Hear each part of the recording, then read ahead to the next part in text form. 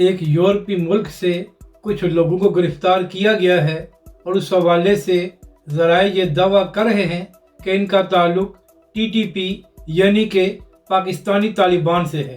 مگر یہاں پر افسوس کی بات یہ ہے کہ ایک بڑے نیوز چینل نے ٹی ٹی پی کی جگہ تحریک لبیک پاکستان کا نام لیا ہے۔ اسی طرح ایک نام نہاد صحافی اور اینکر نے بھی تحریک لبیک پاکستان پر الزام لگایا ہے کہ تحریک لبیک کے لوگوں کو ایک یورپی ملک سے گرفتار کیا گیا ہے، حالانکہ اس سارے معاملے کا تحریک لبیک پاکستان سے کوئی تعلق نہیں ہے۔ تو یہاں پر اہم بات یہ ہے کہ تحریک لبیک پاکستان کی لیگل ٹیم کو اس نیوز چینل اور اس نام نہاد صحافی کو نوٹس بھیجنا چاہیے اور ان سے اس بات کی وضاحت لینی چاہیے کہ آخر آپ لوگوں نے بغیر تحقیق کیے تحریک لبیک پاکستان پر جھوٹا الزام کیوں لگایا ہے۔